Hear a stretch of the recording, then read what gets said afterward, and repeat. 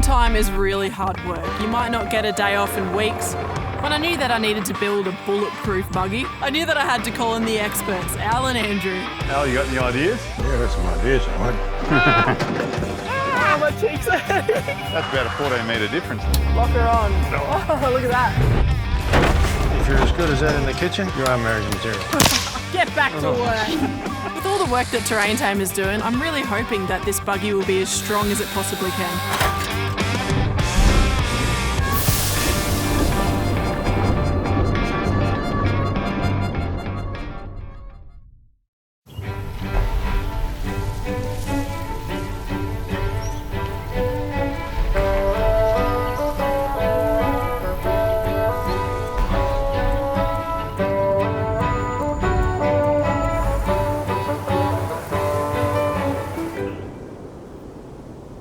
We're going to get stuck into the steering knuckle now, or swivel hub assembly, whatever you want to call it. And also, you've got quite a bit of damage to tie rod in, see all the boots and rubbers are perished. So we're going to go right through all this and replace it all. So our first step is undoing the brake hose. So we can remove the backing plate and then remove the stub axle. Rightio, so now we've got the stub axle off, we can pull our CV out. Now there's two flat spots, so they're only coming out in one position. Find it. There we go. Right at the bottom. I've not seen this part of a vehicle before. Yeah, so this is called a constant velocity joint, or CV joint for short. So the whole idea is, like a universal joint actually slows down as it rotates when you're rotating it through an angle, whereas this won't. That's what they call a constant velocity. The only drawback of this is that it's a little bit more delicate and a little bit weaker than, say, like a universal joint style system. Yeah, these things cup a beating in the bull buggies. Oh yeah, I can imagine. One thing I've just noticed before, your tie rod's bent. It's a good thing we're pulling all this apart anyway. The tie rods are part of the steering system. They hold the wheels tracking in alignment amongst other things. The long threads on the tie rod ends allow for front end adjustment.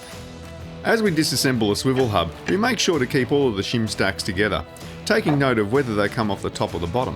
If we put them back in wrong, it can cause axle misalignment. Well, I'll let you whip these out. It's exactly the same as the wheel bearings. You've got a relieved notch there so you can access the bearing. You'll have the same thing top and bottom.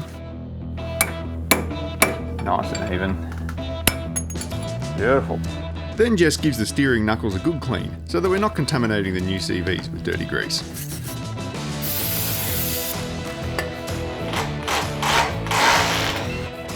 Is that something I can do? Oh, it depends how hard you can hit. Do you want to find out? All right, whereabouts do I hit? Just like we did with the steering arm, you want to hit it end on.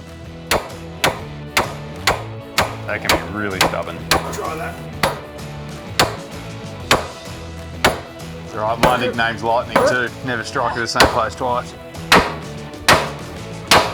Dang. Beautiful. It's a big workout for a fat truckie. Only 6 more to go. You're joking, right? I am. This is an inner axle seal. It goes up inside the axle housing and it just stops the oil from the diff oil coming up and contaminating the grease for your hubs. So we've got a very sophisticated tool here. I even gave it a part number, TB101. Unfortunately, we don't have the tool to put it in, so we improv. Because we're working in the bush and don't have the seal driver to install the inner axle seal, we've improvised and using an old tow ball.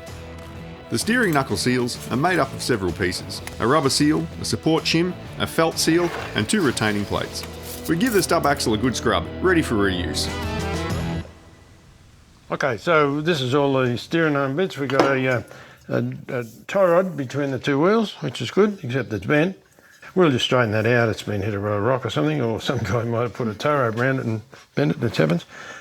Drag link, that goes from the steering box down to this side. And as the suspension goes up and down, hopefully it doesn't steer one way or the other. Tie rods, look, they're too tight or they're too loose. We're going to replace them. We've got all these Terrain Tamer stuff here. This crummy old steering damper, one of the best things we've ever got on my vehicle that worked, that project vehicle, is a steering damper. They're brilliant. I've been away with people that have got blood on their hands after the end of a day fighting the blooming steering wheel. They're perfect. They're really good. And we'll whack one on there. It's got ball joints both ends, which means that when these do move and distort, the ball joint will cope for it. But these, they don't, they jam up. This skinny little thing, we'll get rid of that. Ball joints, yeah, so they've got to be adjusted right up tight, back it off half a turn, and then more to the split pin.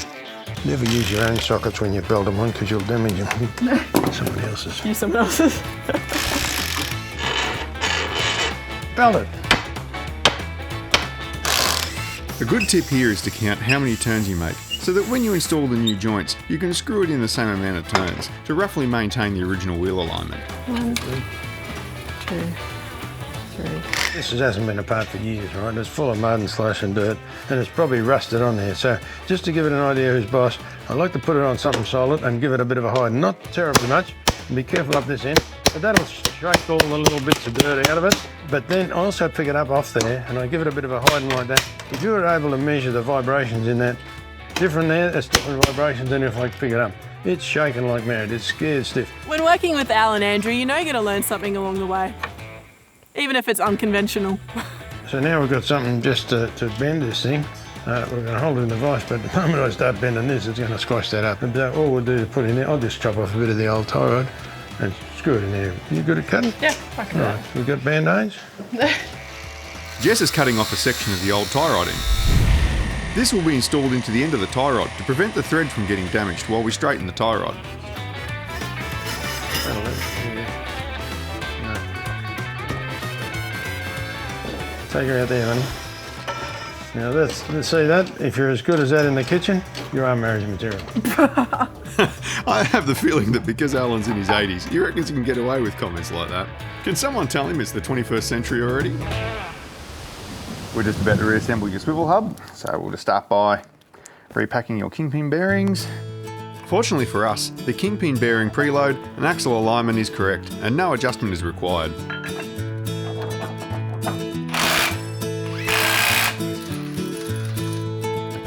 Beautiful. Okay, so this is our new Tamer CV.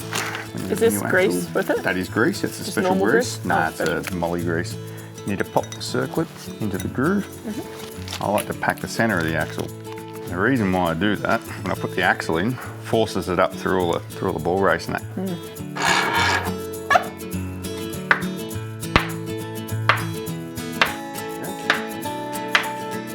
That's where your axle seal runs. Beautiful, like I bought one.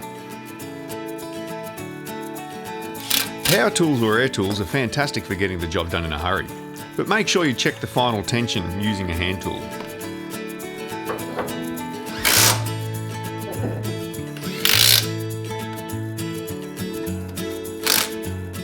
Okay, so that's all right. What we'll do now is drive down the road and see where the steering is. And if it's not right, we'll just adjust it a little bit because the proof of the pudding's in the driving.